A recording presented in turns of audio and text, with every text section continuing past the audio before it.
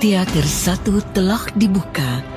Para penonton yang telah memiliki karcis dipersilakan memasuki ruangan teater.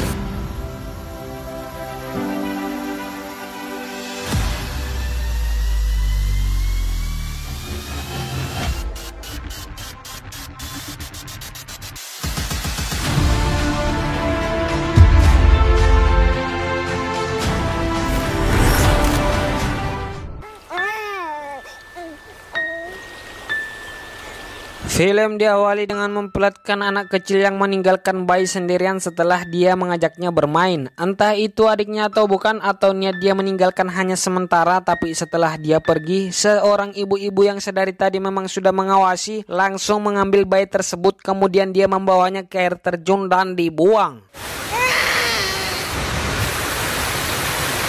Setelah itu dia pergi ke gereja buat mengakui semua perbuatannya, berharap dosanya bisa diampuni.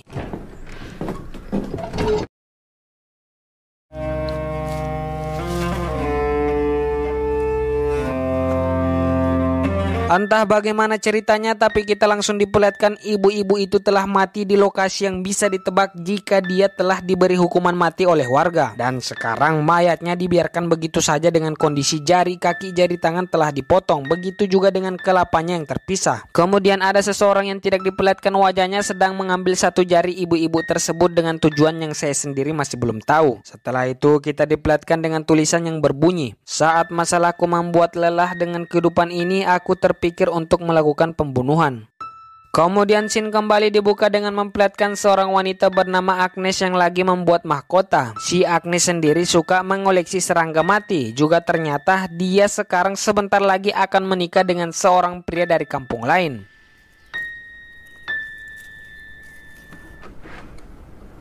Bersama dengan ibu dan adiknya, mereka pun pergi ke kampung calon suaminya buat melakukan pernikahan, dan singkat cerita acara pun dimulai.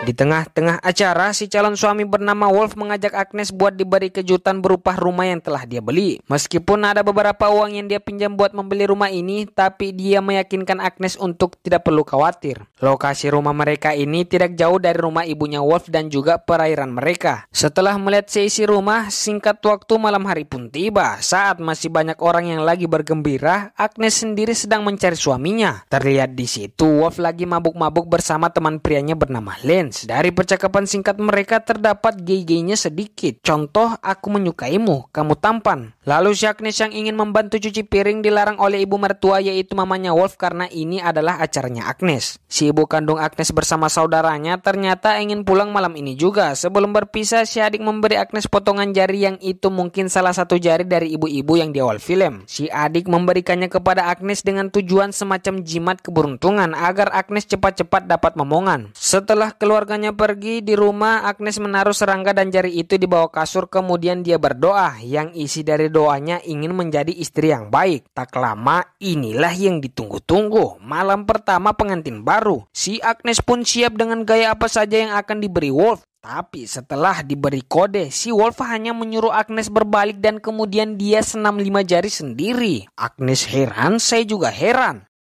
Singkat cerita, di pagi hari, Agnes terbangun dengan Wolf yang sudah tidak ada di kasur. Sambil panik dia mencari keberadaannya. Di pencarian itulah dia tidak sengaja menemukan lokasi di mana ibu-ibu yang awal film dieksekusi. Di situ ada poster sama persis seperti yang dilakukan ibu-ibu itu. Lanjut mencari, akhirnya dia menemukan keberadaannya yang ternyata lagi di perairan mereka sendiri untuk memanen ikan. Terlihat di situ banyak orang yang membantu termasuk ibu mertuanya. Agnes pun join dan si ibu mertua mulai mengajari bagaimana caranya memanen. Hey Agnes, ja von Ketchup. Oh, das ist nix. Saat lonceng gereja berbunyi, mereka semua berdoa sebentar kecuali Agnes yang lama. Kemudian saat membagikan roti kepada orang-orang yang membantu, ada yang minta 2 jatah, tapi si Agnes diajarkan buat membagi satu persatu kepada setiap orang bagaimanapun alasannya. Selesai kerja, Wolf mengajak Agnes pulang sekalian memperlihatkan dia arah jalan ke rumah. Sampainya di sana, setelah mengambil susu kambing, dia mulai memasak, yang mana di situ si ibu mertua datang hanya sekedar berkunjung dan mengajarkan dia melakukan tugas-tugas di dapur. Bloß brauchst du zum Kochen. So. Was?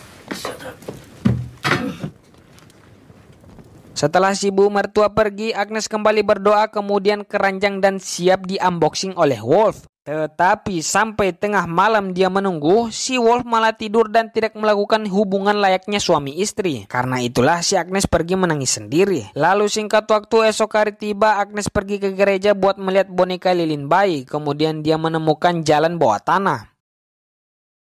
Setelah itu bersama si ibu mertua dia pergi ke sungai buat mencuci baju. Disitulah dia bertemu teman baru, seorang wanita yang sedang hamil. Si wanita hamil memberi dia penjepit rambut dan memperlihatkan tempat kesukaannya.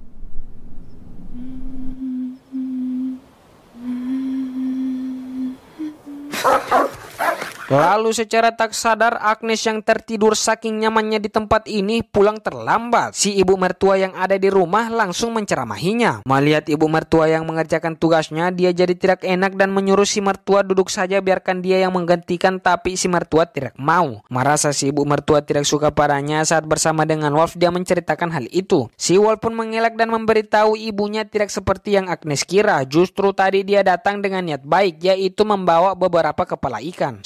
Singkat waktu, saat waktu tidur, lagi dan lagi si Wolf malah tidur duluan, yang membuat Agnes pergi berdoa. Saat pagi-pagi sekali, Agnes pergi duluan memanen ikan tanpa sepengetahuan Wolf. Yang hal ini dia lakukan hanya untuk menjadi istri yang baik, karena dia rasa mungkin dia istri yang buruk melihat mertuanya yang selalu menceramahinya, juga si suami yang tidak pernah menyentuhnya. Tak lama rombongan pemanen pun datang, begitu juga dengan Wolf yang langsung menjemput Agnes dan menjelaskan padanya jika jangan pergi memanen sendiri karena lumpur ini sangat berbahaya karena sudah banyak orang yang tenggelam di lumpur ini. Singkat waktu malam hari tiba-tiba si Wolf dipanggil oleh temannya karena terjadi sesuatu. Agnes yang penasaran mulai mengikuti suaminya itu. Sampai di lokasi ternyata itu adalah Lance yang mati akibat bundir. Mau lihat itu Wolf sangat shock dan si ibu Lance yang melihat kedatangan mereka menyuruh pergi dan memaksa ingin menguburkan anaknya secara layak. Ternyata jika ada orang yang memilih bundir, mereka harus dibuang mayatnya begitu saja, tidak diperlakukan dengan baik. Mereka meyakini jika ada orang yang memilih bunuh diri itu lebih buruk daripada pembunuh karena telah diberikan kehidupan oleh Tuhan, tapi mereka menolak. Ibu-ibu yang di awal film itu lebih baik daripada si Lance ini karena dia sempat meminta pengampunan dan diampuni sedangkan Lance tidak. Singkat cerita, setelah kerja, Agnes yang membagi roti tidak memberikan 2 jatah kepada temannya yaitu si wanita hamil, padahal dia minta karena ada si mertua di situ yang membuat pertemanan mereka putus. Merasa bersalah, Agnes melampiaskannya dengan menyakiti dirinya sendiri, kemudian memilih menyendiri di tempat yang pernah si wanita hamil lihatkan. Di rumah si ibu mertua yang ada lagi kesal sendiri terhadap Agnes yang belum juga pulang, tapi Wolf masih membela Agnes dan menanggapi jika Agnes hanya perlu waktu untuk beradaptasi di lingkungan mereka. Ternyata Agnes ada di luar dan menguping semua pembicaraan mereka. Mengetahui si mertua yang tidak senang terhadapnya membuat dia semakin tertekan dan memilih pergi ke tempat ibu-ibu yang di awal film untuk menyendiri. Lalu setelah itu dia pergi pulang ke rumah ibu kandungnya. Si adik yang menemukan dia tidur di kandang memanggil sang ibu, kemudian sang ibu menyuruhnya kembali, tapi Agnes tidak mau dengan alasan dia takut. Belum berhasil membujuk Agnes, mereka memanggil Wolf buat memulangkan dia secara paksa.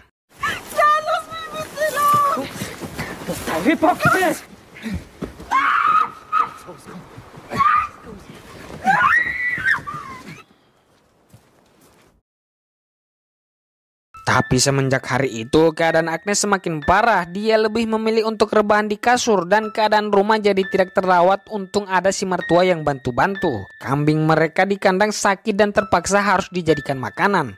Setelah itu si mertua yang capek melihat tingkah Agnes menyuruhnya untuk sadar Agnes, sadar.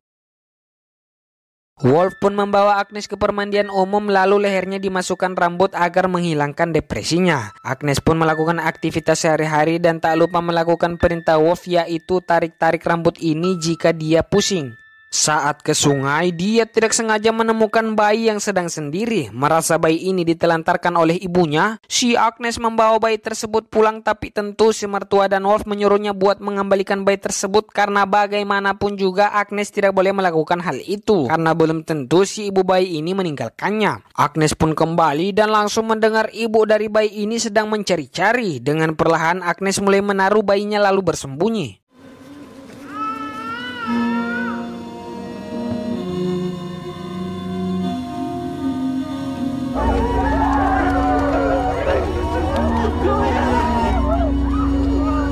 Di malam hari, sementara si Wolf pergi bersenang-senang bersama warga lainnya, si Agnes yang sendirian di rumah nampaknya terlihat depresi berat. Lalu dia pergi membuka suatu peti dan memakan apa yang ada di dalamnya. Setelah itu dia pergi berdoa.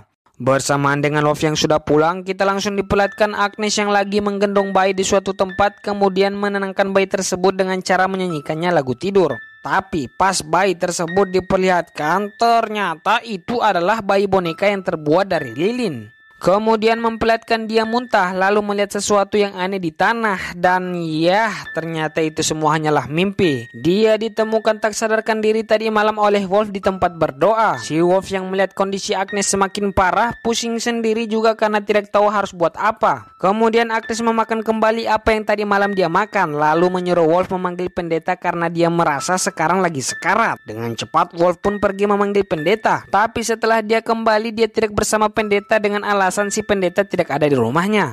Sambil menenangkan Agnes, Wolf bertanya apa yang terjadi. Akhirnya Agnes pun memberitahu jika ternyata dia telah memakan racun tikus. Dengan cepat Wolf pun langsung membantu memuntahkan racun tersebut.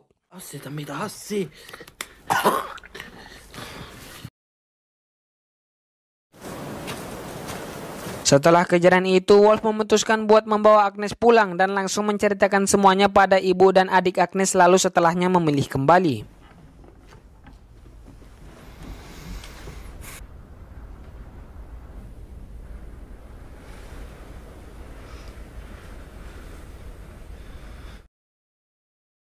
Satu hari Agnes bermalam, besoknya pagi-pagi sekali dia langsung membersihkan diri kemudian kembali di kampungnya Wolf tanpa sepengetahuan ibu dan adiknya. Di situ dia bertemu anak kecil kemudian mengajak anak kecil tersebut buat berdoa.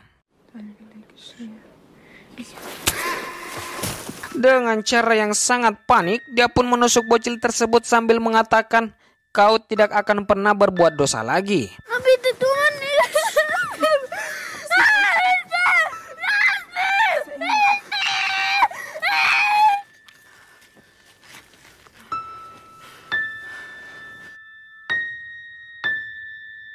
Setelah si bocil tewas, dia kemudian pergi ke gereja buat meminta pengampunan atas dosa yang telah dia lakukan.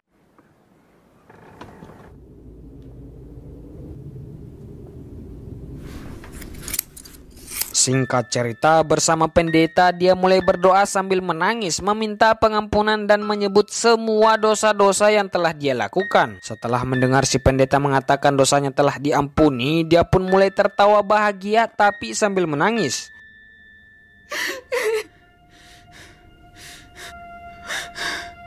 Jako ceda Agnes gnädig, peccatis tuis,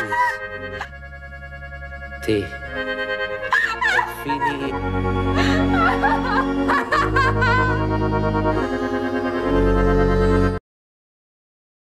Singkat waktu, kita pun diperlihatkan dengan poster dosa yang telah ibu-ibu awal film lakukan diganti dengan dosa yang telah Agnes lakukan. Yang itu berarti kali ini Agnes lah yang akan dieksekusi. Agnes pun dibawa menggunakan kuda kemudian ditonton oleh banyak orang, bahkan ada anak kecil juga. Sambil menyanyikan lagu yang biasa dia nyanyikan, tiba-tiba